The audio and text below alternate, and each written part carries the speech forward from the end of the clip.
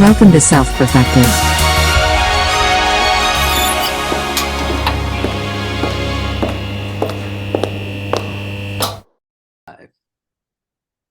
Ooh. Hi, and Hey, welcome. everybody. Hello. We are live in the Facebook group. Welcome back to Self-Perfected. It's just going to be me and sometimes Cam. You'll get that joke later. Maybe Christine will chime in every once in a while. Maybe. I'll be in and out. Yeah. You may notice my background is different. Yeah, I did notice your background is different. What is this, a new office? What's going on there? I'm actually at home today. Wow. At Yeah. home. I thought you lived out in the woods. I do. How is You this might possible? be wondering how do I have internet here? I am wondering that. Yeah. Well, it's a little something called Starlink. Neuralink. Amazing. Yes, I'm Neuralinking in. This is my cyborg. Amazing. Oh, I think we lost him already. And there you go. There you go. That's exactly what we meant by Cam will be in and out. That's we'll wait till he comes back. Oh, he's back. So this will be an interesting conversation. It was quicker that time. It's definitely Yeah. quicker that time. It has So to stabilize. maybe after you turn it maybe on. it's calibrating. I moved it from the ground level up to the roof before we started, so Okay. I still have to mount it to the roof, and the mount that it comes with isn't like the best. So I was trying to kind of go back and forth between how to mount it. But I did something kind of cool I haven't done before. What's I that? took, because there's like an old satellite dish from that we've never used. It was like here when we bought the house. There's a couple. Well, one from our old internet, but then also there was one that was from, I don't know what it's from. Probably satellite something. I don't know what. But anyways, some other service they had. So I took that down, and I took the base, like the mount, the base thing that the satellite sits in, and it doesn't really fit the Starlink one because the Starlink one's really relatively like skinny, the pole. Okay. So I took the other one just to test it out and see if I could do it, and I got this thing called a die, or no, it's called a tap. Okay. And so basically, I used a drill, and I drilled a hole into like the metal steel tube. And then I took this thing called a tap, which it looks kind of like a screw, Yeah. but it's like tapered at one end, and then it gets to a certain size. And then you like slowly like twist it in and out. And then once you're done, it creates threads in that hole that you drilled. Oh, okay. So then I bought bolts to match that particular tap. And then I was able to screw bolts in. So like now I can like screw bolts in to like hold the post when I put it in there because it's too small. Yeah. But the bolts will like hold it in. Oh, nice. Oh, that's pretty cool. I saw it on someone did that on YouTube. The only reason I haven't done anything with it is because I realized the bolts I bought were kind of long, and I put them up. I put the holes up high, like so. Like the receiver for the Starlink thing is not like a normal satellite dish. Okay. It's like this rectangle that sits on like a pole, but it can like pivot and rotate. Like Okay. it does it automatically, I guess, to find a signal. And if I have like this pole, here's my thermos. Let's say I have the pole. Let's say the rectangle's like here, right? Mhm. If it rotates like this, and I have the screws there, you see it's a problem. Yeah. Yeah. Yeah. So I realized like, okay, I need to get like some much smaller screws. So Makes that are sense. bolts. That's the only thing I just realized. Like, okay, I need to just swap those out for something else. It's Nice. pretty cool. Nice little engineering experiment yesterday. Nice. Awesome. Look at So yeah. So now we've got some internet every once in a while. that. Every once in a I mean, the thing is, I'm not really complaining about the internet. It's like we have trees around our house. And Yeah. so at the level that the house is at, and the trees are pretty big trees, it's like it'll still kind of obstruct, even if I put it on the roof. So, but it works pretty well. I mean, compared to what we had before. Dude. What you had before, I don't even know if you'd consider that internet. It's like, how can I explain it? Let's see. It'd be like going to the gas station. and getting a bunch of like chips and like one of the pickles that, those weird pickles like in the floating in water, Yeah. and getting like, like a Red Bull, maybe even one of those hot dogs that's been sitting there like turning for like who knows how long on there, right? Uh-huh. And then saying that you had like a 4-course meal. Yeah. Pretty much what I had as internet. It was like the gas I'd station agree with equivalent that. of yeah. So, but anyways, it seems to be pretty good now. The fact that we can have this conversation on video. Yeah, Wow. that's pretty impressive. Very impressive. What I was So, saying before I cut off was that I'm speaking to you not from my actual physical body, but from a cyborg that I control through Neuralink. see, what I thought was that you just have like a cord that's like going from your laptop into your back somewhere or My something. butt. Into your butt. There it is. It goes in my butt. I knew it. I knew I call it butt net. it. Nice. Nice. I always thought there was a USB plug back there. I just wasn't sure. That's what USB stands for. Universal something but. Universal sensory butt. There it is. Yeah, okay. All right. Yeah. Yeah, okay. Nice. I don't have that. I don't have that. What does USB stand for? Something bus, I'm pretty sure. Right? Are you dyslexic? Am I dyslexic? That's pretty funny. It's also pretty funny. You froze right there. It's really great joke. All right, so I'm gonna have to carry most of this conversation. Oh, there he is. I thought you were just mixing up the letters of USB. So is it something bus though? Yeah, universal serial bus. Ah, I knew it. I knew it. I see. I got the first word and the last word.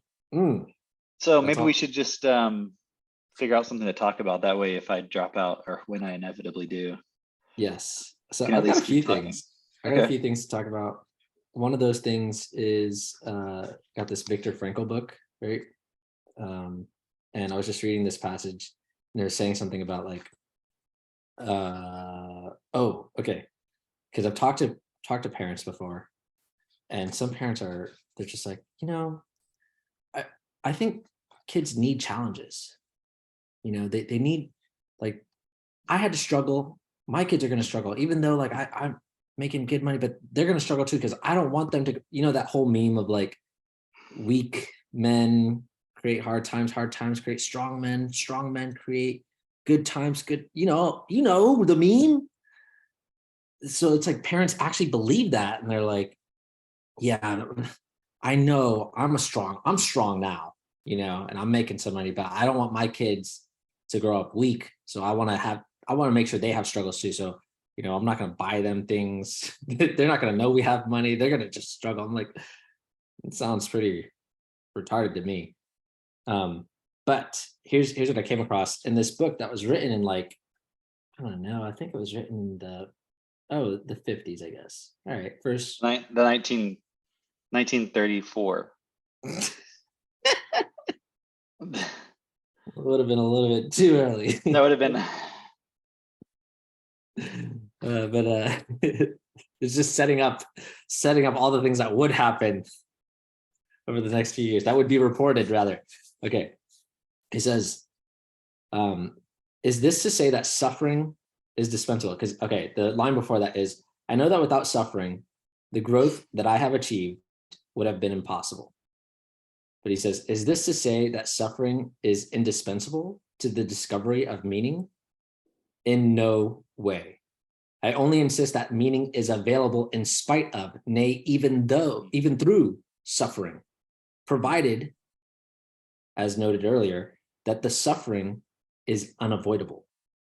If it is avoidable, the meaningful thing to do is to remove its cause, for Right. Unnecessary suffering is masochistic rather than heroic. Right.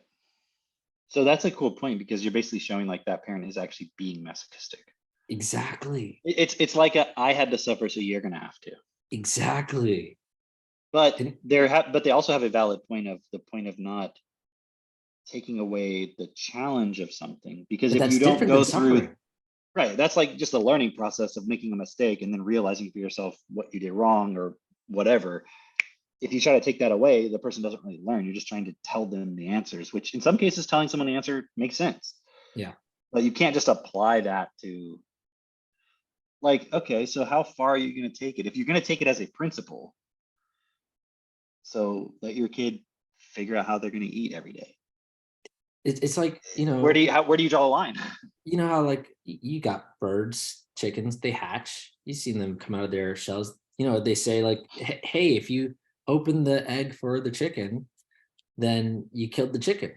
And I know that's It's true, because dude. It's actually true because every time I've cracked an egg, the chicken isn't dead. yeah, same. Every time I've cracked an egg, it's usually There's not a right live into the chicken in pan. there. Right into the pan. No chicken's alive. It's just yolk, you know? So obviously that's the case. See, you were trying to remove their yolk. Wow, that's good. By the way, I only said yolk because you said that. Normally I would say yolk. Yolk? Yolk. Christine, can you weigh in here? I don't know if she's, we need an arbiter. Christine, well, we can't go based on what she says. Let's go with a poll. Okay. If you're, well, I can't monitor the comments right now, but. Oh, I can. Hey, if you're here, yolk or yolk? or yolk or yolk? It's Yolk? definitely not yolk. Come on. Yolk or yolk? Yolk. Ah, come on. Come on, Christine. Yolk. It's supposed to be on my side. Jeez. But that was the unbiased truth opinion. Yolk. Yes. So Christine says yolk, not yolk. Who says yolk? Whatever. This is English. There's a silent L. Okay. Oh, you're gonna tell me English has the same rules throughout? I'm just saying, you don't always pronounce all the letters in the English language. Okay, complete the phrase. Black. Black what? Rock? I thought you froze for a moment. Blank music. Black blank. Blank music. Blank music. Yeah, black blank. Black blank. You're losing me here, man. I Black. don't want to say the word. Why don't you spell it? Put it in the chat. Spell the word. Black folk. Oh, Folk. no, Folk. yeah. Run the tape back. You said No, it's folk. It's folk. Black folk. Folk music. Dang, maybe I do say it that way on that word. I can't tell. Yeah, it's No. folk. I don't. Come on, folks. No, Oh. I definitely say FF. Folks. Okay, well, I do say folks. I don't say do come on, folks. No. You say folks, but it's black folk. No, Yeah, no, it's No. folks, but black folk. I don't know about that. Folk music. How was I supposed to guess folk What were we music? talking about? How was Oh, I supposed to guess folk music based off of you just said blank music? What other kind of music would I be talking about? I don't know. You said black In this blank, context. and then blank music. I was like, hip hop. I don't know. Man. I just realized when I was on my roof earlier, putting that satellite dish up, I saw That you are a fiddler? a white bishop. A white bishop? Yeah, I'm lost. like a chess piece. Oh, okay. All I'm right. just remembering that because the kids were playing chess yesterday and they couldn't find the white bishop, and I just realized like, oh yeah, I saw it up there. It was just on a weird part of the roof, so I didn't want to go over there and get it, but I'll get it Oh, later. they threw it on the roof. I'm like, why is there a chess piece on the roof? Hilarious. It's like bishop. like TD Jakes, Bishop TD Jakes. Blank bishop. Yeah, that's great. So no. Anyway, you don't want to remove their yoke, okay? You don't want to remove a child's yoke because that's for them, that actually makes them stronger, right? However, there's a difference between challenge and suffering. We all know this, right? It's like there's a challenge to becoming good at something, to developing yourself. But suffering, especially unnecessary suffering, is You know what that is? Okay, like you said, it's masochistic, right?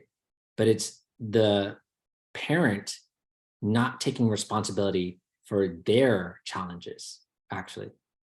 Because there is inherently a challenge within developing your child in the best way without, taking away their challenges, but also without abusing them, right? Because it's so simple, or yeah, so easy to just allow your child to be abused, where you're like, I'm okay.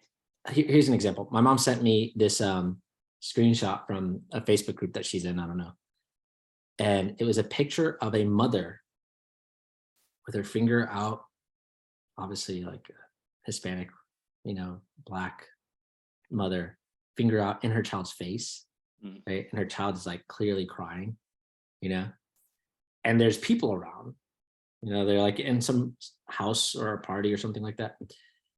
And the text that was written was, if you see me disciplining my child, do not interfere. Like, don't try to help her to listen or tell me I shouldn't do this. You are undermining my authority with my child. And then it was saying, I feed her, I put a roof over her head, I buy her clothes, all that. Stay out of it, right?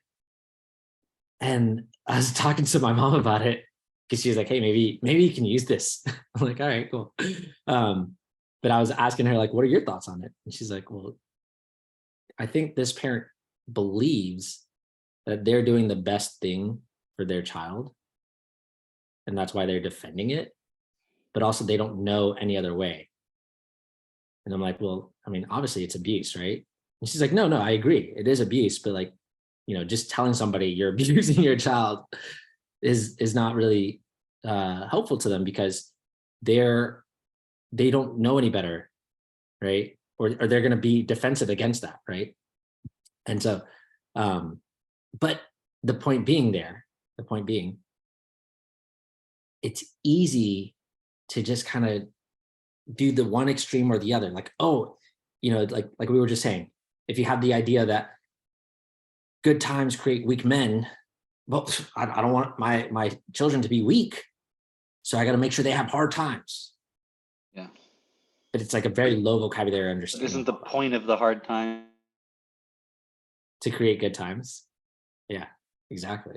The point of the hard times is to create the strong men to create good times. I'm assuming that's what you're saying. You're frozen right now, but I'm assuming that's where we're going with this, right? What was it? Isn't the point of the hard times? Yeah. To you didn't finish your thought. Oh, I thought you were gonna say, yeah, to make the good times. Yeah, exactly. That's what I'm saying. It doesn't make sense. It's like, again, that just shows that it's like the education is not based on actually directing everything. It's based on just whatever the environment is. And that's the environment that's instructing you. Yeah.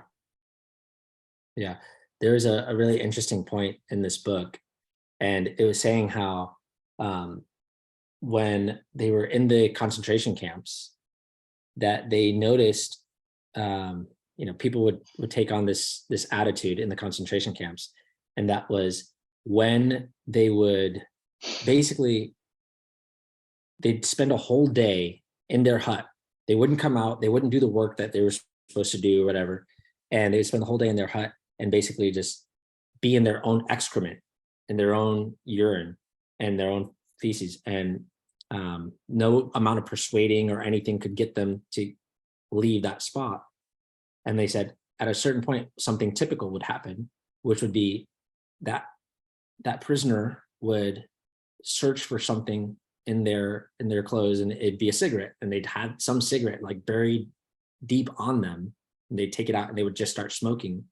And everybody knew at that moment that within 48 hours, that person would die, because they said when they took out the cigarette, it was basically like at this moment, their concentration was more on being immediately satisfied in the moment, satisfying their feelings immediately in that moment, rather than on trying to live or the meaning of life or, continuing on at all.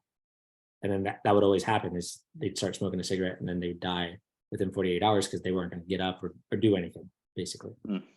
And so they liken that in the book, they liken that to when people today take drugs, for recreational pleasure. It's like, you're just satisfying your own immediate feeling. Yeah. You're not looking for it. And that's you could say that's a quote unquote extreme example, but people are doing that all the time throughout their day, throughout their lives, where it's just this makes me feel good in this moment. Don't tell me how to parent. Don't tell me how to do this or whatever, because I found something that quote unquote works for me, right? But it's not actually working. Oh, there's Kayla Jackman. She's in the self-perfected group. She made a post the other day that was pretty good. And it was, why are we justifying that our kids turned out okay? Why aren't we creating the environment for them to be extraordinary? Yeah. Yeah. And it's such a great point, because parents will always say, oh, I did this, my kid turned out fine. It turned out okay. Or I turned out fine. Yeah, or I turned out fine. Yeah. My parents did that and I turned out fine. Why are you okay with just being fine? Yeah. You look at the world. Look at the world. This is what's considered fine right now. Isn't that bullshit? The word fine, we use it and distort what it actually means. Yeah. It's fine should actually mean really high quality. Right. Yeah. You know what I mean? Fine cuisine. You're not oh, I went to McDonald's. It was fine. The cuisine was fine. It was fine dining. Yeah, exactly. It was fine dining. It was just fine. It was okay. Why has fine been distorted? It's such a weird thing. Yeah. I turned out fine. Did you? You turned out exquisite, of the utmost quality. But also it comes down to there's no solution that people are aware of. So you have a program, you run the program, someone says you shouldn't do that. You don't know how to change it. And also, even if you could change it, you're but my child has to survive in this world. They have to be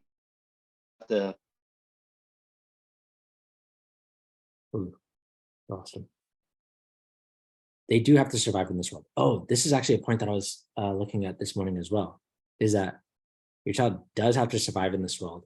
And also, okay, the point that I was looking at with this is, because your child does have to survive in this world. That's it. We want for ourselves and for our children freedom, don't we? Isn't kind of in the back of everyone's mind, the whole reason why you would even send your kid to school is because you're I want them to be able to survive in this world, to have some point of they can take responsibility for their own life, so that they can get by, they can live, they can have freedom to a certain extent. But inherent within freedom is responsibility, right? In order to have freedom, we know this to the extent that we would send our kids to, or somebody would justify sending their kids to school. What are you going to say? Well, I just think it's a small percentage of people who think of it like that. I think most people, because it's in your mind, when you think about people who send their kids to schools to make sure they're okay, don't you kind of think of upper class or middle class people? Think about, well, it's the average person who's sending their kid to public school. If you really look at the average person, they're just doing it because you're supposed to. Yeah, because and you have to go to work, and you just probably don't put much thought in it. It's a small percentage of parents that are no, I really want to make sure they get a good education because they need to, you know what I mean? I'm not saying anyone wouldn't think that. It's just it's a rationalization rather than the starting point. Interesting. Do you think if school wasn't compulsory, there'd be a ton more parents would just leave their kids at home or something? No, I think I don't know, because it's not compulsory in most cases. Well, I mean, you will. In Texas, you literally don't have to put your kid in school. Are you sure? Here in Florida, if you don't put your kid in school, they will send a truancy officer to your house. Unless you're homeschooling, unless you registered as a homeschooler. Right, but in Texas, you don't have to register for homeschooling. You only have to do that if you had your kids in school in the first place. Wow. Then they're like, why aren't they in school? You see what I'm saying? Yeah. And it may be like that in a lot of places. I don't know. And I mean, different places are restrictive, and but Texas has like 38 million people in it. So that's a lot of people. Yeah. Not all kids, obviously, but I don't know. It's hard for me to say whether people would just let their kids be at home. Probably not, but that doesn't prove the point because it's not about education. I mean, Yeah, I'm not right. disagreeing with you. Like, yes, there's a level to which the point is. I'm trying to think of how to. It's like, what do parents do when the kids are at home? They just let them watch TV, right? Yeah, They don't really care if it's educational. right. Like, what does that even mean for TV to be educational, anyways? It's not like you're watching chemistry. Like my kids are watching chemistry videos and stuff like Right. educational from the perspective of it's stuff to learn about, not just passively watch. So if school were just a place that you sent your kids to where they were just entertained all day, and that's just what it was, and you had to pay for private school for like them to actually educate your kids, what do you think parents would do? Most parents. They would just send their kids to normal school. Yeah, so I think that's a more realistic way of looking at it than like if there was no school, would they keep them at home? Because they wouldn't have a choice, Yeah. It wasn't compulsory. In other words, I don't think it's about the education part for most people. And I'm Yeah. not saying people don't care about education if they're really pressed and they really look at the point. It's just most people have not really looked at it. Because if they did, they'd be like, well, how did my education help me? Right. And again, you might think, well, what about people who have jobs and all this stuff? But what percentage of the population has well-paying jobs? Very. So you're still Like, only thinking of a small percentage of people and thinking that represents the average person, yeah. when it's like the average person works at Walmart True. or something that's not what most people would see as a great job. It's just like a subsistence level thing, Yeah. And so how did your education help you with that? Like if you wanted to become a secretary, which maybe that's a decent job, let's say. How did school prepare you for that? It's a secretary school. Yeah. I wear high heels and short skirts. I mean, obviously if you're like an accountant and you went to school for 4 years and you studied that and everything, but Yeah. how much, like, think about it. If you went to 12 years of school and then you studied accounting, how much of that 12 years did you learn that really helped you get to the point of being able to understand accounting? Fuck all. Like you learned fuck all from all those years at school. Like honestly, you probably learned a little bit of math, right? By the time you got to sixth grade math, you know everything that you need to know for accounting by the time you're in sixth grade, right? And that's just math. That's all you really needed to Yeah, know. in terms of the stuff you need to know for accounting that you aren't going to learn in accounting. Right. Yeah. Right. And even that, like sixth grade, I mean, yeah, it's like decimals and stuff. I mean, it's all stuff that Max already knows. At 6 years old. It doesn't mean he would suddenly start learning accounting today because there's so much context there, Yeah. which even a high schooler doesn't have. Yeah. Right. So it's not to be like, well, then he should be able to do accounting. It's like, why would he care about that at this stage? You know what I mean? But also at the same time, he knows so many things that high schoolers don't know. Like, okay, that picture that you posted up, was it 2 days ago, of Max doing the like okay. Katie was trying to use the multimeter, right? Mhm. To find out whether the ATV was getting power through the pedal. If the pedal was working, and just, kind of to give context for that, is basically there's a tool that you can use to see if there's a current that is flowing through, any sort of wires or circuit or whatever. But she wasn't sure how to operate it or whatever. It wasn't working. It actually, I kind of misrepresented it. It wasn't so much that it wasn't working. It's just, it doesn't have a continuous buzzer. So the nicer multimeters, they buzz or stop buzzing to let you know whether there's like current flowing or not. Okay. And so the one we had wasn't designed to do that. And so you couldn't just quickly go through stuff and easily tell, is this working or not? Okay. And so it's just not like a very expensive multimeter. So in lieu of having that, so it wasn't so much she didn't know how to use it, although I kind of made it seem like that. It was just the point of, because I didn't want to explain all that context to everybody. Yeah. Yeah. The point was she couldn't get the reading using it. Right. And then Max was like, well, he understood the point. She didn't tell him to do this. He understood the point.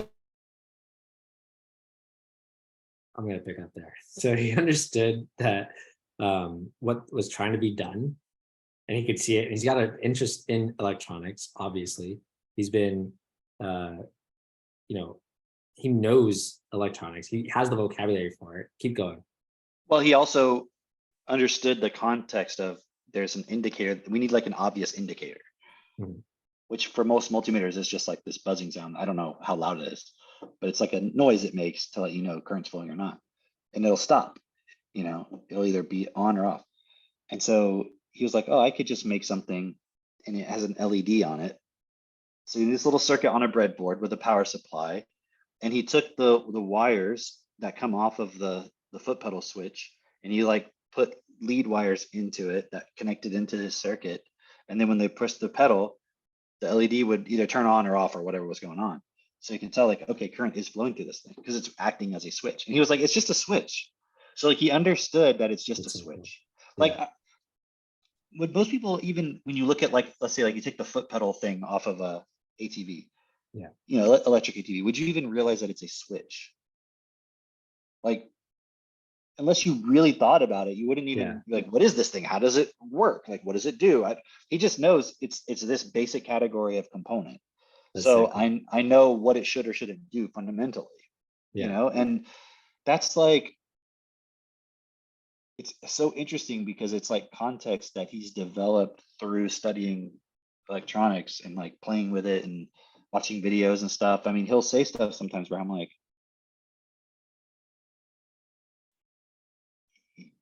where it's like a really technical thing that I was be surprised that he knew, Yeah. and like now he's really interested in the periodic table. Like he's, it's not like he's 100 like 24/7 sitting there staring at it, but like that's kind of like his thing that he does now. Yeah. The kids have books, they play games, they run around, they play, they take all the couches off or all the sofa pillows off the Questions. sofa, Yeah. yeah, cushions off. They play, they like to do stuff like that. But then also one of his toys is his periodic table, and he'll sit there and he'll look at it. And last night it was probably like 8 o'clock, and he was like, Cameron, can I look at the extended periodic table online? Says it has one that has all these other theoretical elements that haven't been discovered yet. So they just have names for placeholders, and there's like Yeah. up to like 260 or something on the atomic number, Yeah. which is the normal one stops at like 118 or maybe 160, whatever. Yeah. Whereas the current periodic table stops like 118. And so I was observing him last night. He was just sitting there like looking at it. He had a pen and paper, or like a colored pencil on a paper. I don't know what he was writing, but he was like sitting there looking at this thing and like he was like hovering over different elements and like looking at them and like, just like studying it. And it's crazy because then I'm trying to remember what we were talking about. What was the element? Let me think. Hold on. Because it was something, let me just see it. It'll jog my memory if I look at it. Okay. Uh, That's pretty cool. oh, okay. Yeah, that's what it was. He was watching something and it had something to do with magnets or something. It was some video of like a project. And the guy was like, okay, you'll need a neodymium magnet and just be careful that you don't leave this around small children or whatever because it's a powerful magnet. And Max goes, neodymium? Like the element? I was like, yeah, he's probably talking about the one on the periodic table. And he goes, and I'm trying to remember how I asked the question. I can't remember what how it was phrased or what the context was, but whatever it was, he said something like, well, yeah, it's number 60 on the periodic table. And I was like, actually, or are you just saying that? And he's like, actually. So I went and looked and it was number 60. And I'm like, how did he know that was number 60? Yeah. You know what I mean? Like, you didn't know that, I'm sure, right? I didn't No, know that. Like, definitely not. there's a few from having studied chemistry and also having tutored chemistry. So I know a lot more than the average person. Cause like, Yeah, how yeah, often are yeah. you using a periodic table? Yeah. Um, like, nitrogen, or what is, actually, I don't even remember half of them. Oxygen is 8, something like that, right? Yeah, yeah, yeah. Carbon is 6, things like Is that that. all you remember? You know, and I know like a lot of the element symbols and stuff like that, right? Yeah. But it's really interesting because the point there is he doesn't have like the kind of memory where he just looks at something randomly and he like remembers it. It's not some kind of autistic thing where it's like, Right. the kid flies around in a helicopter and then afterwards he can draw the entire cityscape from memory, like in detail or some shit. You've seen that kind of thing. It's not that. I've actually seen those kids, like I've worked with kids like that where I'm like, this kid is drawing a map of where we're at right now, and he's only been here twice. Like, that is crazy. Yeah. So it's not that kind of a thing, because like a lot of those kids have other issues.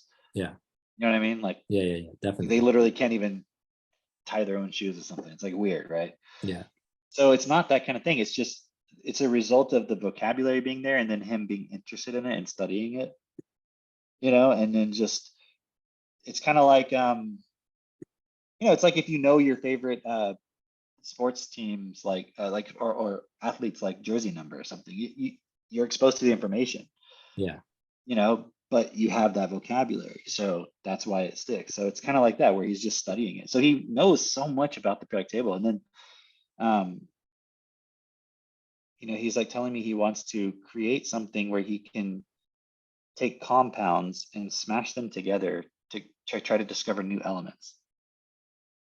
Right. And I'm like, well, I showed him the Large Hadron Collider. Right. And so he was like, oh, that's really cool. Like he didn't even know about that.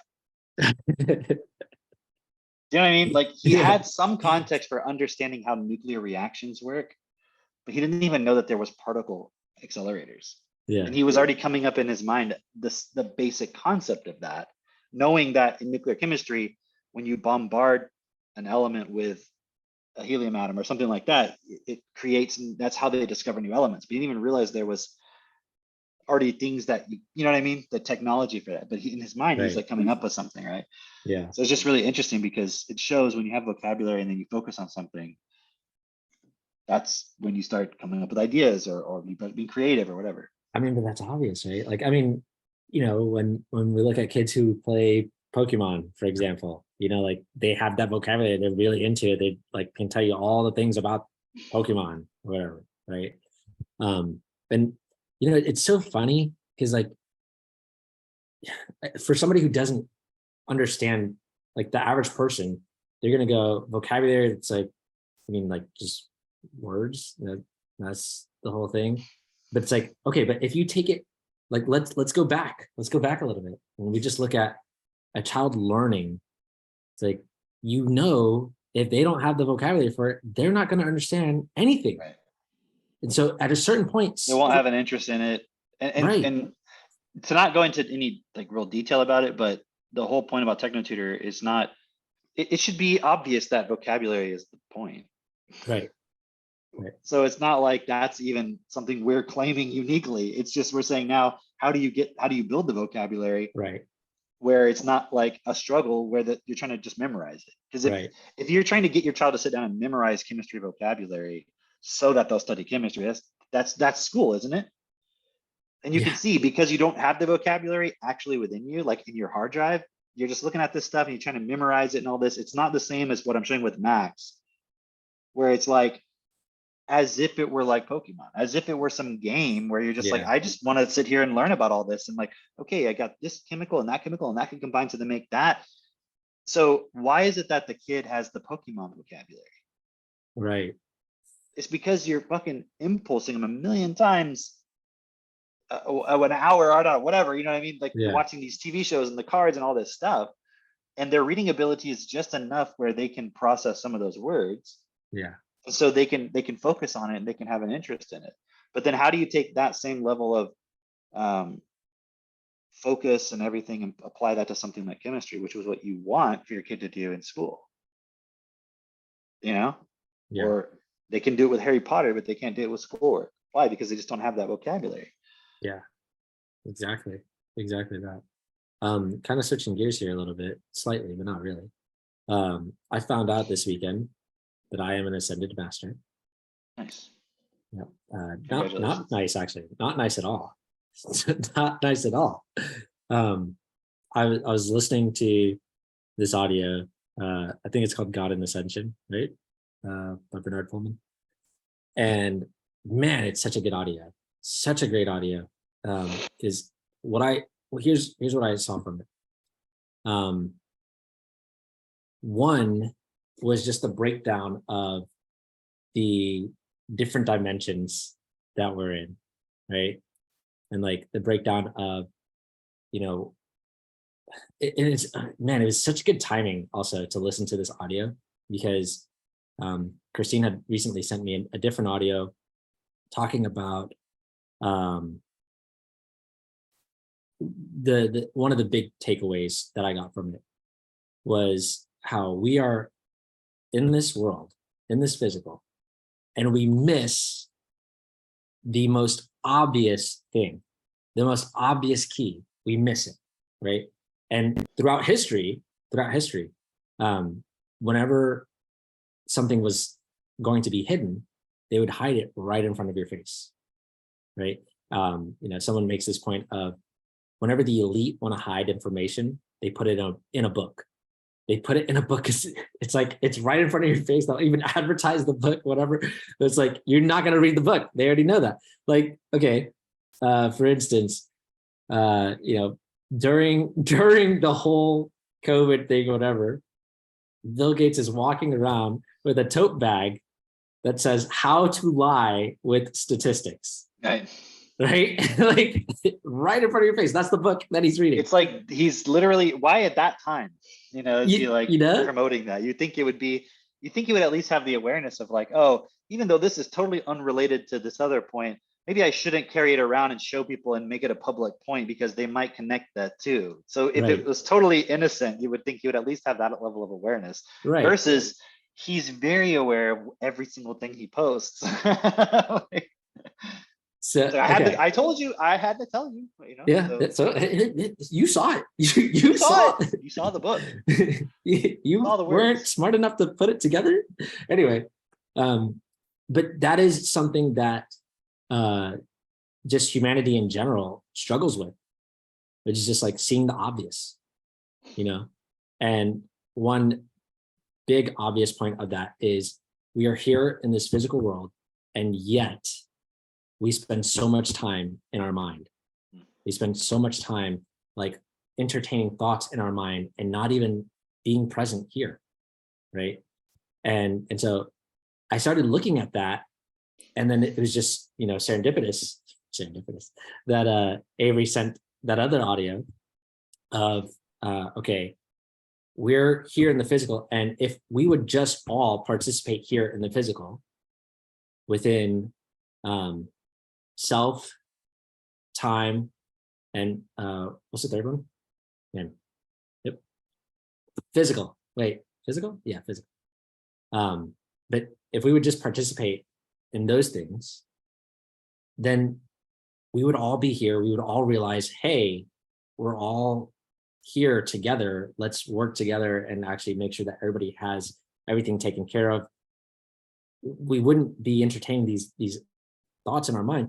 But because we have this mind, we spend all of our time in our minds with all these ideas and all these thoughts where time doesn't exist. Oh, space, that's what it was. Space. So it's self, space, and time, right? So where time doesn't exist, physical space doesn't matter. You could basically you can create worlds in your mind and all these different ideas, and it happens instantly in your mind. And then you got this other thought and this other thing going on, or whatever.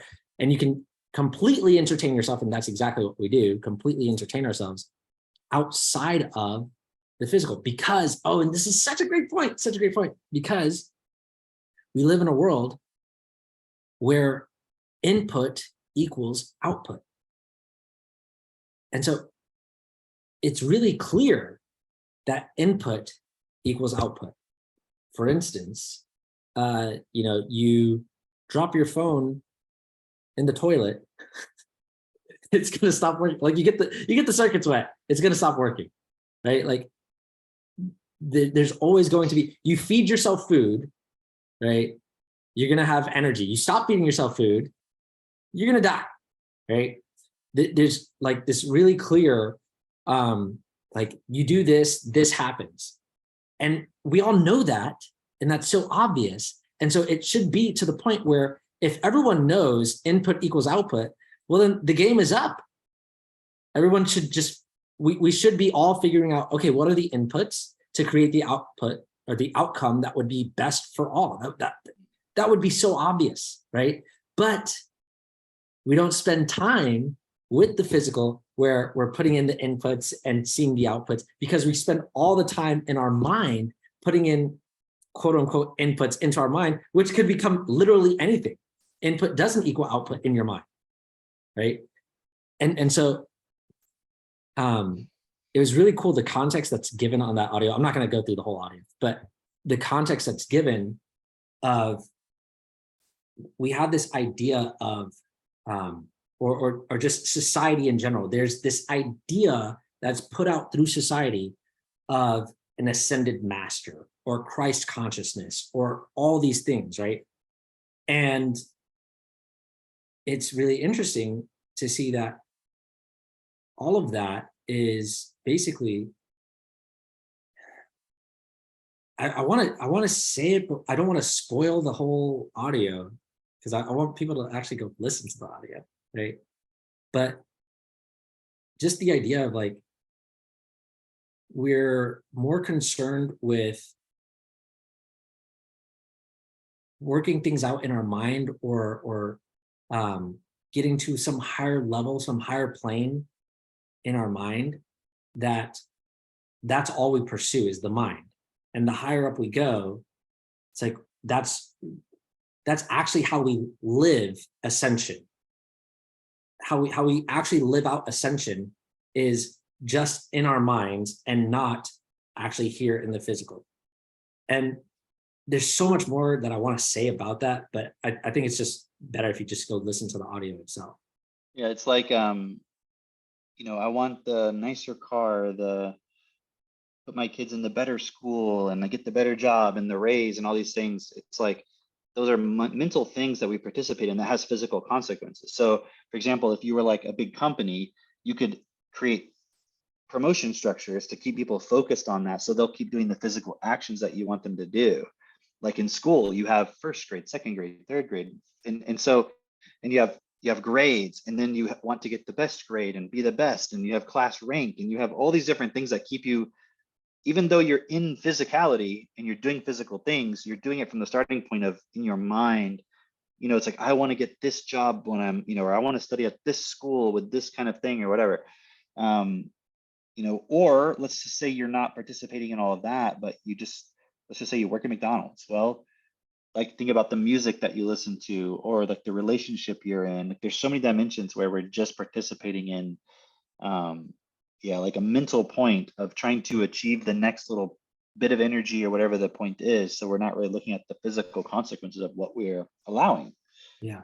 Yeah. I mean, look at, for example, like what would we be allowing? Like think about the Ukraine point, for example, what's going on there. There's an actual physical war. People are being hurt. Things are being destroyed. And because, I mean, there's a lot of dimensions to it, but there's a game being played of like, we want to fight against this country and against this system, and we want to dominate here, or whatever there's so many dimensions to it. Or this company was trying to sell munitions or whatever, Right. because they want more money, because they want to get a bigger market share and have better for your shareholders. It's like a mental thing of always trying to achieve more and more and more. And that doesn't mean it's like, oh, just sit in a corner and meditate and be zen and have no possessions. That's not obviously what we're saying. It's just, it's not done in the context of what is actually best for everybody. So you're not considering how the inputs that are, you're not considering inputs equally. Yeah. You're only considering them in a very limited context. Yeah. That was another good point of just like, everyone's striving to be this more, right? Like closer to God, or, however you want to put it, right? But they're missing this big point. Like if you look at the elite and you're like jealous of the elite or envious or whatever, and you're like, I want to be like that. What you have to realize is what the elite have done is they control more of the physical, because the more of the physical that you control, then that's the life that you want to live, right? That's like, oh, you have all the good stuff, and the more that you can get others to give up their physical and give it to you, you got more power, right? And so just that point of, you're spending all this time in your mind with all these ideas or whatever, but you're not actually doing the things to have the better life. Like to have, let me say that a different way, to create the better life. Like just that point of you're striving to be nearer to God, with, I would assume is the starting point behind that is you want to have a good life, you want things to, like, everything to be really nice, and there's no strife, there's no nothing bad going on, basically a world that's best, right? I would assume that's what's behind that. If not, it's for power. Either way, you're striving to be closer to more of that, but you're not willing to actually take the responsibility. You're not actually taking the responsibility of the thing that would make that happen in real life, which would be directing the physical, directing yourself in the physical. Yeah, it's like the way everyone's educated, we can't see the whole picture of everything. Mm, So we can't see how all of the inputs are creating the output. yeah, So you can't connect all those dots. And yeah, so let's say you have somebody who, grows up, you know, not with a lot of money. They just go to public school, they finish high school, they just work labor jobs, and they work at Walmart, and and like they never go up high in society, let's say. But that person is like super religious, like in the sense of, they believe in God and Jesus, and they can't question him on that or anything, right? And you might think like, well, that person's not trying to look for power or something like that, right? But when you look at their education level, it's like the whole point about God in that context, it helps keep the structure of them not questioning anything in place. It helps keep them in line. Because if they were to actually look at their life and be like, okay, why the fuck do I have this life and this education level and so forth? And there's other people out there that have lots of money and their lives are good, or relatively speaking, right? Because the person who doesn't have money always wants more money. They'll pretend like they don't, but they'll complain about how they don't have money. yeah, Um, the God point like kind of fits in, so they can feel like actually a sense of self righteousness about being in the position they're in. And so it's not that to blame them, it's just you can see how all those pieces fit together so that nobody will ever question anything, no matter what level you're at. mm, Because if you're in the top, why question it? Because it's working for you.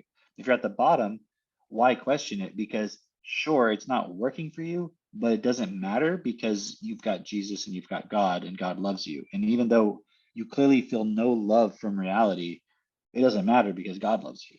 yeah, So it just holds all those points together. And then you have plenty of games you can play in your mind. Like, what do you do in your free time in that situation? Probably just play video games or something.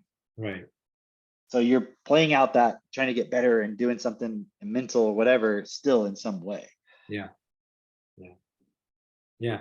No, I just started seeing that, and then seeing, okay, how can I reel myself back from striving to be an ascended master? Mm. Because if I'm speaking from my own perspective, I did want to be an ascended master, for sure. Like a literal, like literal, I send my ass to be a no, I master. mean, I just meant literal, like you want it to be some important, like spiritual thing or something. Yeah, no, for sure. Yeah. For sure. Like definitely, like um just looking at the way I grew up was very religious. I wanted to be Jesus. And part of that was there was a very innocent, like, I want to heal people. I want, to make things better. But there was also this part of like, Jesus is a rock star.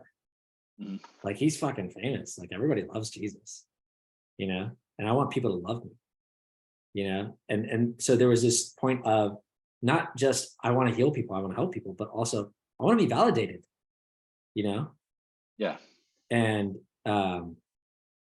throughout my life it was just like, how do I get to that level? Like how do I be Jesus? And so just looking for, I took studying in the religious sense very seriously, because I was like, I know there's something here where I can be like this. And everybody else thinks like, oh, you can't be like Jesus or whatever. But like, I know there's something here that like, I'm better than a lot of these people. Like I It's funny seriously, because they say you can't be like him and they mean like in the sense of what? Why do they like say you can't be Jesus so you can't be like that you him? can't be without sin. Right. Yeah, and it's like, oh, I don't care about that part. Yeah. I don't care about that. I want the miracles. I just want like the fame and all that stuff, I don't care about that. Exactly. But like I took it really seriously, and it was to the point where it was just like, okay, I know that I'm better than a lot of these people, and I will at some level be able to heal people. I'm going to get there some way, somehow. And then I went down like the spiritual route because I studied all these other religions as well. Because it wasn't just like Christianity. I'm like, I'm not gonna. Part of actually what made me study other religions was mostly people in the church ridiculing or being really derisory towards those other religions. new word there in my vocabulary. But yeah, the way that they were just like, laugh at someone else's religion. And I just thought to myself, well, the only reason I'm this religion is because my mom and grandparents, like the people around me, like this is what I grew up with. This is how I learned. It wasn't like I chose this. Like it was because this was what was around me. This is what I had access to. I'm sure if I grew up in that part of the world, that's what I would believe. So I was like, but what makes, so if you have the confidence to laugh at somebody else's religion, I want to know what's in that other religion that is like, what makes ours so much better than theirs. So I started studying all those other religions. And then through that, I was like, sounds just as insane as mine. Sounds like there's nothing inherently different about that. And I remember reading like Conversations with God. I remember just like starting to see like, this does not make sense. And then going down the spiritual route, because that made more sense to me. And as I was going down that spiritual route, I felt like I could get closer to that ascended master, like I have the light within me, that sort of thing. And just like, okay, I'm going to get to that level where I'm able to guide other people, be like a spiritual guide or something. That's the way that I thought about it. And that didn't happen. But it's really cool to see now, just with this understanding from that audio of what Bernard's talking about, like I was actually striving for that. I was striving for that more power. I was striving for all of that to be, because I wanted to be powerful, really. And maybe not in the sense of like, I don't know, like you think of powerful, like a lot of times powerful gets kind of equated to like a dictator or something like that. But it was more just like, I grew up feeling like I was powerless.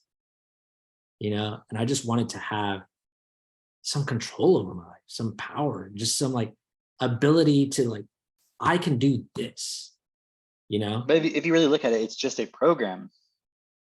Yeah. It's a program that basically says stay focused on something where you can never achieve a final result, and it also won't challenge anything in this world. So it's just like you're running this program so that, in terms of the context of why your mind is keeping you focused on that, so that you won't ever challenge anything, Yeah. so that you'll have something to focus on. Within us, we experience it in different ways. Because Yeah. you're experiencing in the sense of like, oh, well, I was going to be religious. I wanted to be like Jesus and all that. And a lot of people have that. Yeah. Some people, they do it by, like video games or something like that. It's like, I'm going to be the best, or I'm going to be a YouTuber and like, get most views and all this stuff, or a famous celebrity or this or that. And then you think, well, but most people don't become celebrities, but still in their mind, there's little fragments where they participate in that desire. Sure. Yeah. So when you put all those little things together, it just creates a person who's just basically stays in their position, stays in their job, even though they're not achieving anything in that sense. They're still fan. That's why movies are so interesting, I think, because I know I had this feeling when I was a kid. I would come out of like watching a Jason Bourne movie or something, and feel like You're like not that how do I explain it? It was like a feeling of, it's just a basic feeling of desire to be that.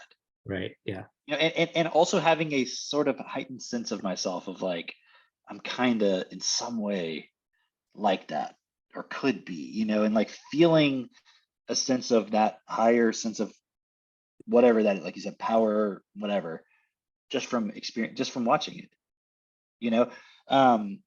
I was listening to some music. Oh, let me just check this. Okay. I was listening to some music, and Spotify was like recommending stuff. How sometimes you go down a rabbit hole, right? Yeah. Oh, I And saw what Spotify was recommending. yeah, no, it wasn't that. That's not what I was referring to. What was that? I can't remember. Like it was. Oh yeah. Hold on. That's- Yeah. Apparently, if go ahead. I don't know if I'll be able to see it. Yeah. Okay. Something cute for It's baddies called, doing. first of all, it says "Getting Ready" is the name of the playlist. Yeah. It's Something a cute. black woman Yeah. putting some Her lip hair is gloss. like it's like nice and teased, and She's like she's getting got ready. like like Oh, that's yeah, what it says, literally. yeah. She's putting on something. It looks like some lip liner or something. It says "Made for Cameron Cope." Like they made this playlist for me. I like the AI, I guess. Clearly, and it says something cute for baddies doing their hair and makeup. And the first track is, oops. Oh, this is a picture. The first track is "Promiscuous" By Nelly by Furtado. Nelly Furtado. The second one is "Woman" by Doja Cat. Yeah. "Heated" by Beyonce. "Love Mm. Galore" by SZA. SZA. Yeah. And Travis Scott. I can't see the rest of them because it's a screenshot, but anyways, just a side note. No, but this was, anyways, it was, I saw this playlist and it was dance hits of whatever. So I clicked on it because I was curious why this was in there, what else was going on at that time. And anyway, so I came across this one song called, do you remember the song? It's not that old. "Scream and Shout" by Britney Spears and will.i.am. Oh yeah, I want to scream and Yeah. shout. Yeah. So I listened like just the first bit of it because I was like, oh, what is that song? Anyways, and then in the beginning of it, it's like Britney Spears doing this interesting, like sort of almost, I don't even know how to describe the accent she's doing. It doesn't sound like Britney Spears talking. She's like doing a sort of putting on an accent of like some kind of, the best way I can describe it is like some serious, like almost like a British person. It's kind of weird. But if you listen to the song, you know what I'm talking about. Yeah. And like she's like a badass, like that. It's like something kind of like that kind of energy to it, right? Yeah. And but like in the beginning, she says like something about walking into the club, and then it says like "all eyes on us." You Yeah. remember this part, right? Yeah. It's like "all eyes on us," and then later in the song, it says "you are now." It's like will.i.am says "you are now rocking with," and then Britney goes, will.i.am and Britney. will.i.am, bitch. and she goes, "and Britney, bitch," right? Yeah. And I was just like, as I heard it, I could see the program that it's like activating in a person, Yeah. even though it's like Brittany and Will I Am in the sense of what they're saying, being like, we're so fucking cool, like we come in because they're saying their names. It's not like Right. they're just making this a generic thing for anybody. It's like we're in the club and like everyone's looking at us and Yeah. we're badass or whatever. And yet I could see how if you were listening to that, let's say you're in the club and you're drinking and all this stuff, and like how all the emotions, you would feel like you're the one everyone's looking at. It's like I'm you Brittany, would bitch. feel that energy, Yeah. but Yeah. everybody would be feeling it. Yeah. And literally no one's looking at you. You know what I mean? But I can see how that it's designed to like, even this like such a irrelevant thing, like this one moment of you listening to a song, it's not the same as like some spiritual guru like spending his whole life amassing a following, but in that moment, that's like what you're participating in.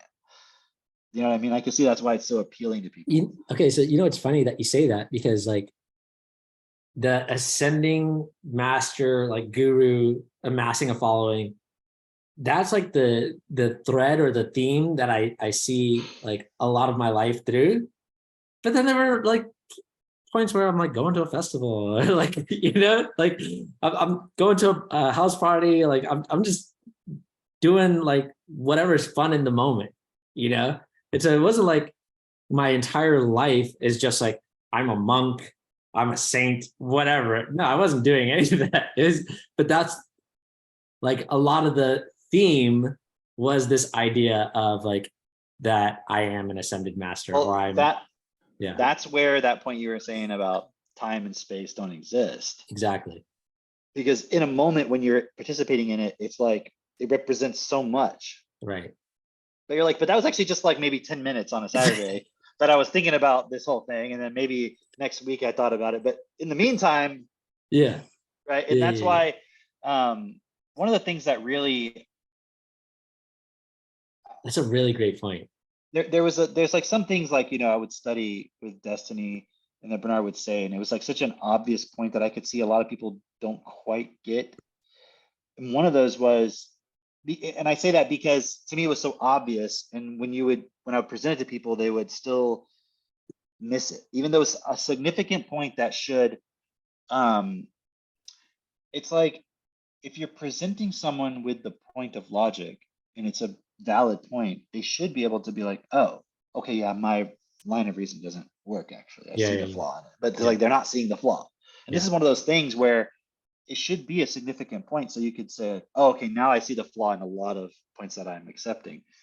And it was the point of, like, I'm trying to think of an example, like, okay, somebody's like, the normal person, have a job, do all the normal stuff, obviously, because they're a human being on physical earth. But let's say you're having a conversation with them about something significant. And they're like, well, I know that the Pleiadians are going to come to Earth and solve all of our problems and, get rid of the governments and replace it with blah, blah, blah. Okay. And you're like, well, that's just like some fantasy you're participating. This is some idea you read about it, you heard about it, right? They're like, well, no, when I was 15, I was in Arizona with my friends and we saw like a UFO, and that happened to me like 3 or 4 times, so I know these things are real. Like you get the idea of like how they're like backing up their total fantasy with some points of like experience. Yeah. And the point, anything like that was just like, but those moments, or for example, I know miracles happen. I've seen miracles, right? If you were to like take all of the moments of time you've experienced in your whole life, and then look at how many times the miracle has happened, it would be so insignificant statistically, or just generally, like it was so insignificant. Yeah. Just like if you took all the times you felt genuine bliss and happiness versus all the times you haven't felt that. So when someone says, the key to life is just feeling, blissful, all that. And it's like, because I've experienced that, and you experience it like 5 times, let's say, out of a trillion moments of experience or whatever, And so you're taking the very small random thing and making it the most significant thing Mm. instead of looking at it'd be like if you were like, dude, I am a master chef. You're like, really? And you made a cake one time that was really good, but you've literally made 10,000 other meals and they were all shit. Yeah, yeah, And yeah, you're like picking, maybe you made 5 cakes that were really good, but out of all the thousands of things, it's like normally it's like just terrible what you make. yeah. Right, And then trying to take the 5 and be like, that is the significant point. right. Instead Yeah, of yeah, it being the other, but then the same person would get upset that, they're misrepresenting certain diseases, shall we say, or I mean, I'm like, oh, they're just right, saying these few, but you want to apply the same logic to your own beliefs. right. Oh Like man, I that's know because I Jesus spoke to me. It's like, is he so speaking to okay. you right now? Yeah, there's a lot in that. Because one, I could see the objection that somebody would say, like, well, uh, geez, why can't I think of his name right now? Thomas Edison. Thomas Edison made, 10,000 light bulbs that were bad, but it only took one, you see? And so, that you only need one thing to work out, and that's the significant thing, right? I don't really And see how that applies here, but but I see what you're saying. Like but that's the you'll logic of distort something like that's that. the logic though, isn't it? Like they'll take that point Yeah. that's logical over there in that context and drag it in over here to make this point over here seem logical, right? Because you're asking these people are defending their significance of these moments. I put significance on this moment. This is what I want. Yeah, so I had 10,000 experiences that I didn't like. So I had this one experience that I really, really, it's a miracle. Well, And and so what's interesting though is when you really look at the concept of God, it's supposed to be the thing which is consistent. And when Bernard talks about the physical universe or programs, it's like, what is the consistent thing that's happening automatically? yeah, And so you're looking at the exceptions yes, instead of the consistent points, because that's what yeah, we're talking about. It's like, how do we change the consistent points to be consistently best for everybody? yeah. You know, Mhm. same thing with education. Well, I know this one person that went to school and they did really well because of their schoolwork, but like, look at the vast majority of people who go to school. You know what it's like? It's sort of like those pimps. I read man, I don't remember what the book was called, but the main pimp, his name is Iceberg Slim, right?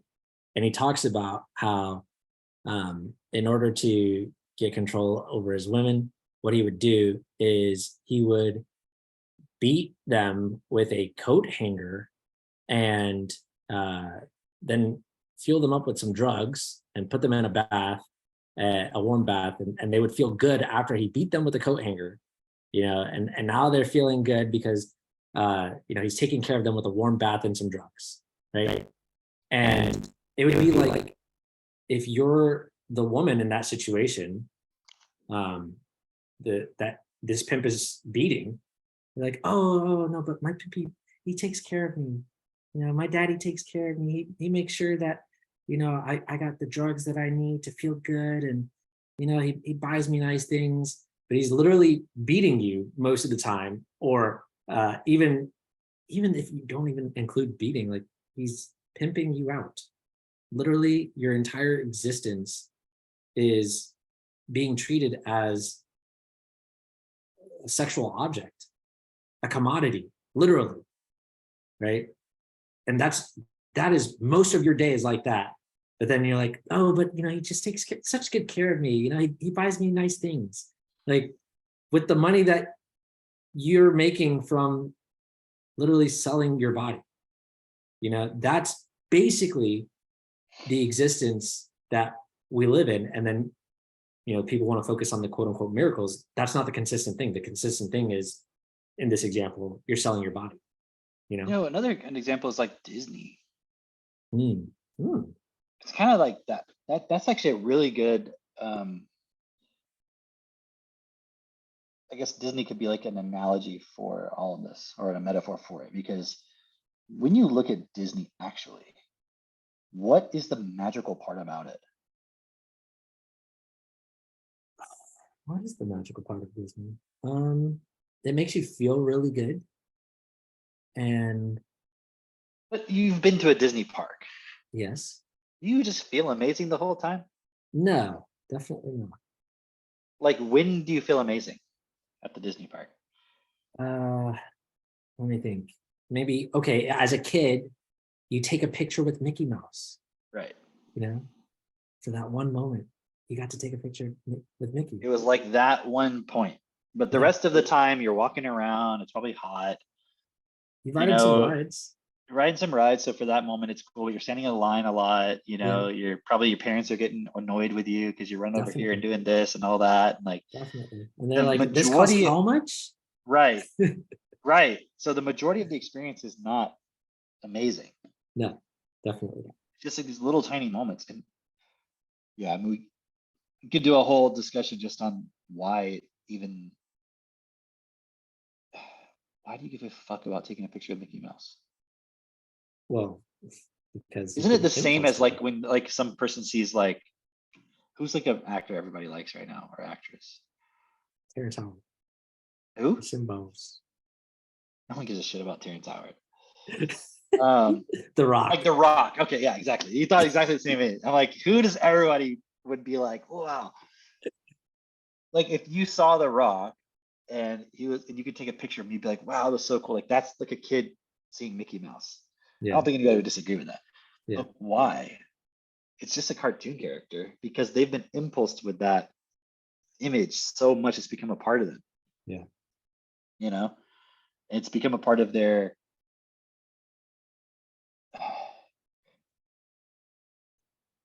I don't even know how to describe it. It's like you've watched Mickey Mouse, you've watched Disney, it's been impulse, the symbol, the character, all that stuff so much. And the rest of your experience is just very Very mundane, I'm guessing is what you're gonna say. But also, if you look at it, it's like, okay, I think part of the reason why celebrities are so there's such a significance with celebrities is because it's like you can feel like I was close to that celebrity, and then you can tell all your friends, and then you can feel significant, right?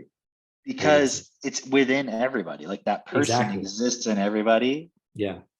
And it's also a point of like when you think about a movie, the emotions that it generates, Yeah. Yeah. Yeah. whether it's adrenaline or feelings of love or sadness or happens, whatever. And then it's like that person gets associated with you being able to experience more than you normally would in your everyday life. And Yeah. so Yeah. they Yeah. become like a god that you want to be near. Yeah. Yeah. They're significant to everybody. It's crazy. Yeah. And then when you tell your friends about it, then it's like, oh wow, you're so lucky. Because it's like you got closer to that. See, that's what I wanted. That's what I wanted. I wanted to be Right. closer to God, So everybody could be like, you're so lucky. You like, wow, like I can see within you, how much you get to experience because of God this. is Because just the ultimate celebrity. That's all it is. that's it. That's it. We cracked the code. And go home now, boys. Or celebrities are just our modern equivalents of like the Greek gods, Yeah. Wow. you know? Yeah. Yeah. Dude. Imagine growing up in like ancient Greece and you're like, I saw Apollo. Like I How would saw you? Apollo. He They're like, you mean blessed the me. sun? It's right there. Is Apollo the sun? I don't even know. Yeah, sun god. I think he like Uh, carries it in his chariot or something, or he chases it, or I don't I even don't know. think he carries The it. kids Somebody would else know. carries it. Yeah, somebody else carries it. I don't know. But anyway, I think it's like has something carries the sun. Hey, H something. I don't know. Hephaestus. Festus, yeah. Yeah. There's the Anyway, Rock. the, the Rock. He's Apollo would be the Rock, right? Or I don't know. I don't know. I feel like you wouldn't really want to see Zeus too much because that means you probably got raped. Yeah, true. If you're seeing Zeus and you're a human, probably not good things about to happen Yeah. in terms of the track record. Yeah. Like, oh no. Although kind of same thing even in the Bible. It's like if you actually saw God, like probably chances are something not good. Probably, yeah. Chances are he's angry. Yeah. I never saw my dad much, but when I did, it was not good. I went blind every time I saw Yeah. him. I'm either about to sacrifice my child, or I'm going Yeah. blind or some shit. Yeah. Or I lost all of my things. Like I lost my entire family because he's allowing the devil to, oh man, where was I reading that just recently?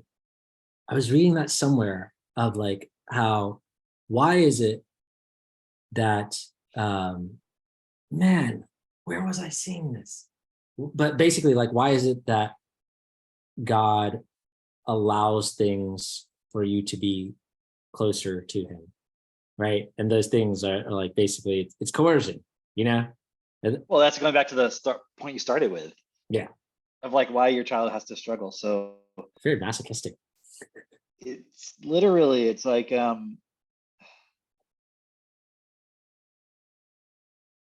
Helios, yeah. Melissa Valley. Miss Melissa Valley with the clutch.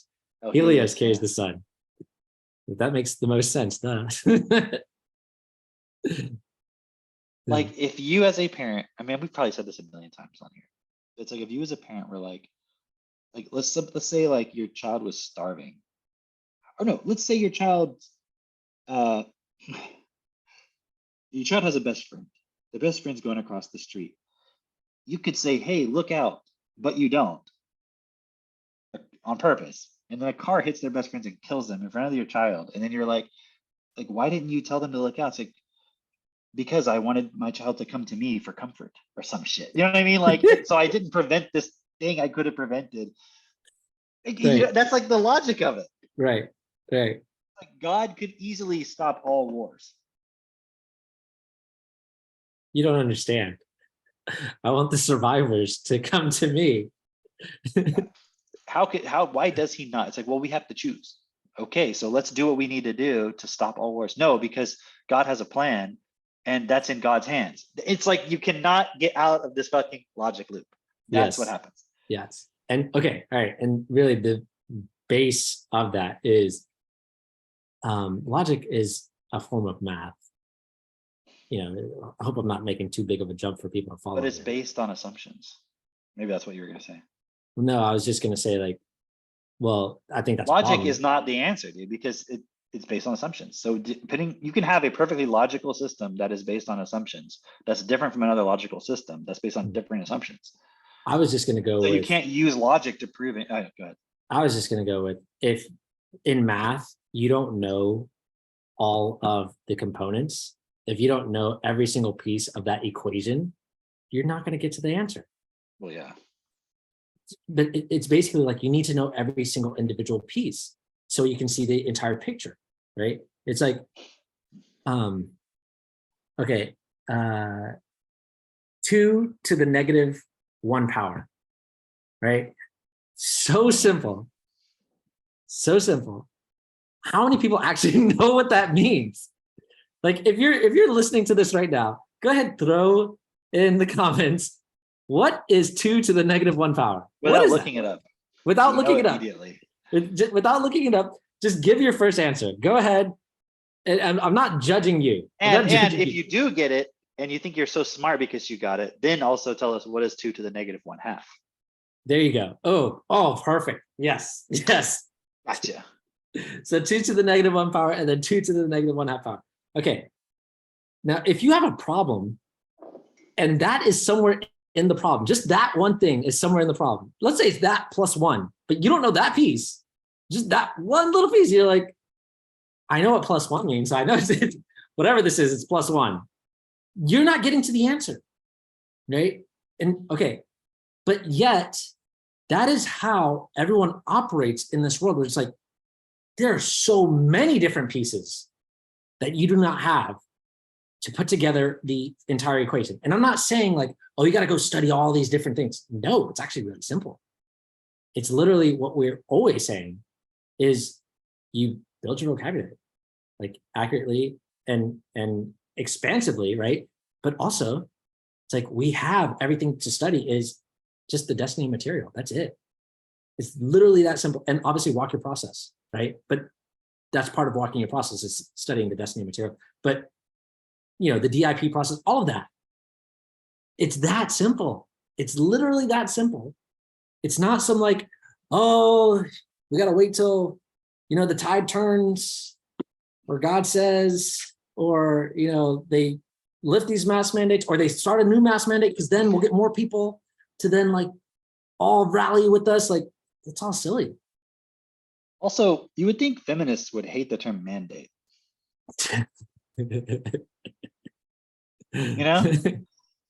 I'm looking forward to that day. Like whenever they're like, we need to change the term mandate. Yeah, woman date. Woman, yeah, we need a woman date. I like the answers so far have been -2, brain fart. All incorrect. Brain fart was pretty close. Right. And so, okay. What I really see here is what we are always saying. But man, just studying this material, somebody asked me not too long ago of like, how do I know myself more? Right. And it's just so simple. It's just so simple. It's just do this process. Right. You will know yourself and you'll understand why the world is the way that it is and what your responsibility within it is. You will see for yourself. It's not like the answer is going to be like you're reading one day and like, here's the answer to your question. It's like you see for yourself who you are within the process. Yes. That's the point of the process. I really, really love this process personally because I'm like, I get to see more of myself. I understand more like on a regular basis where I'm just like, oh, man. And even the times that are tough, even the times that are challenging, it's just like, I don't get it. Like, I don't know. Like, there's moments where you go through things where you're like, am I doing the right thing? Like, I've come this far, but then you question yourself, you have doubt, whatever. And then you continue on though. You continue on. I mean, at least that's what I do, right?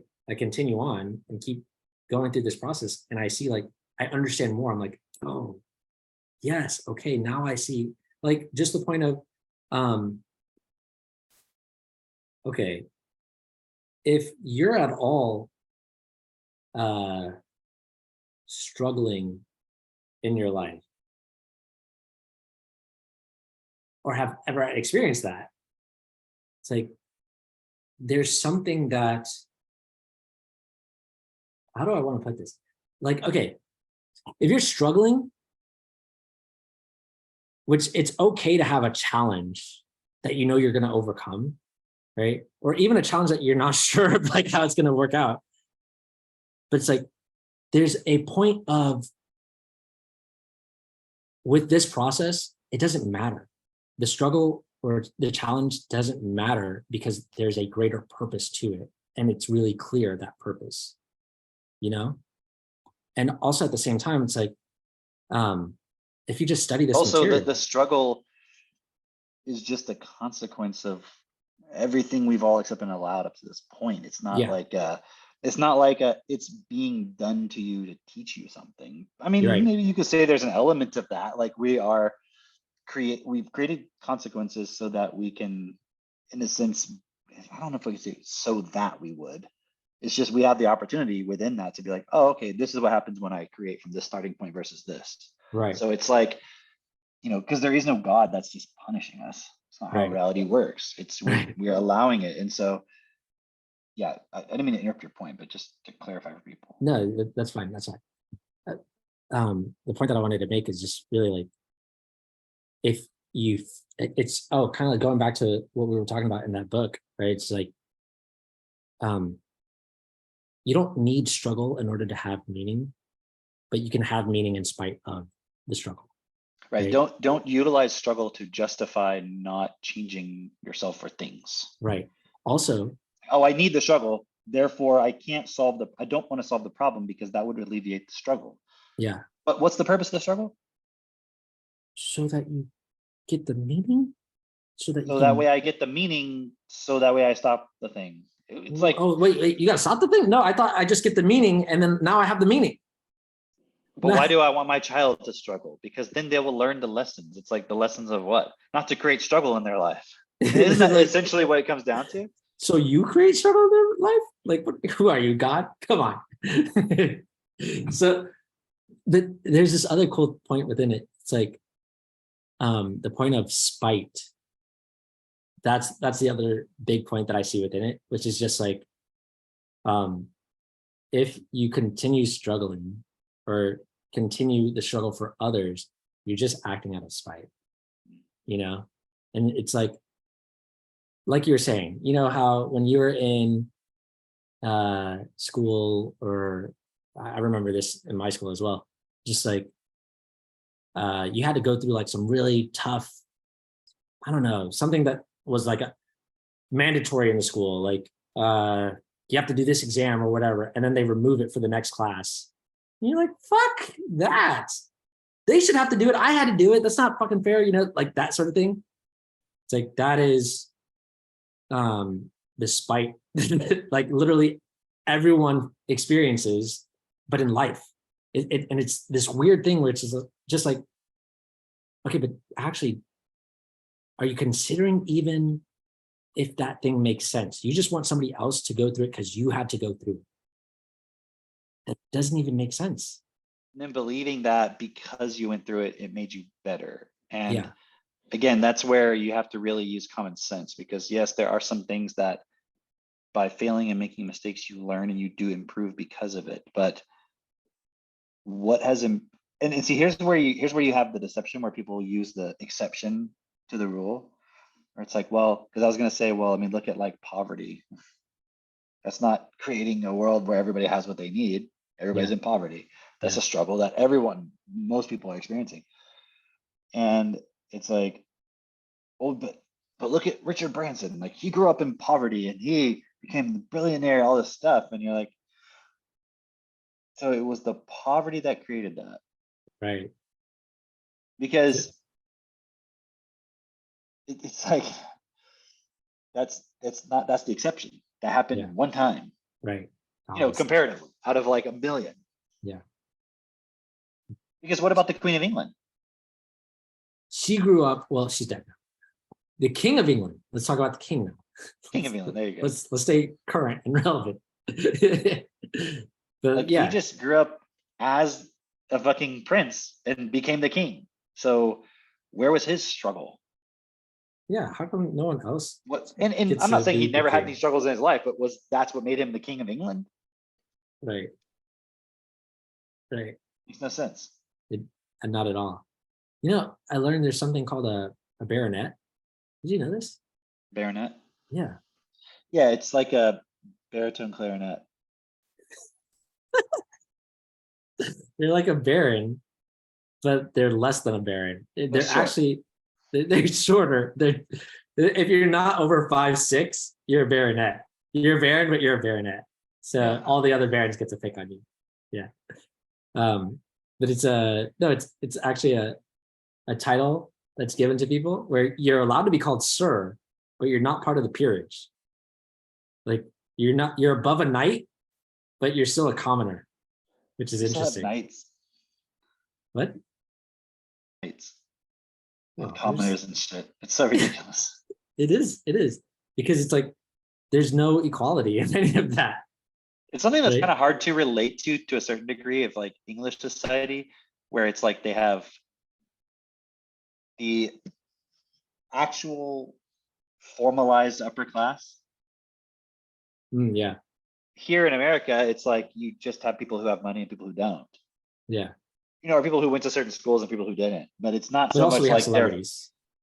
Sure. Well, they have I guess it's probably not the same, but they do have celebrities. Well, yeah, no, I'm just saying, like, as far as separations of class here. Right, but it's like it's like you're born into a point with a formalized title. Yes.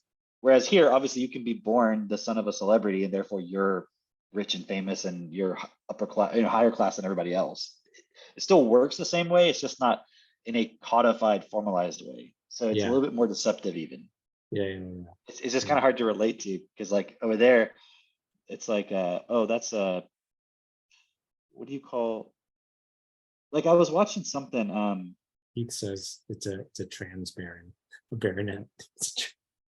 I was watching a documentary, well, not just a documentary, it was one of those things where you have kids from a public school in England going to a private school and swapping places. And they were Okay. swapping the headmasters too. Okay.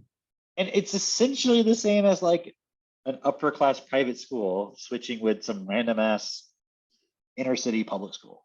Right. Yeah. But it just seemed like there the distinction is much more hard line, like set. Like you're this or you're that. Yeah. You know, whereas here it's like, oh, I got lucky, I went to private school. And I mean, it really is the same way. It's hard to explain. It's just not formalized in the same Yeah. sense. Yeah. You know, you don't get a title or something. It's strange. Well, They just have more of a class distinction there. But I mean, look, they still have a king and queen and stuff. So they still have a king and a queen, and it's like, it's interesting. Here's what's interesting to me, because everyone does play a different role in society. Just like you have people that collect the garbage. You have people that are farmers. You have people that, you know, and all these things are, these roles people are that are actually important. influencers. You have influencers. They play You a have role. you have TikTok NPCs.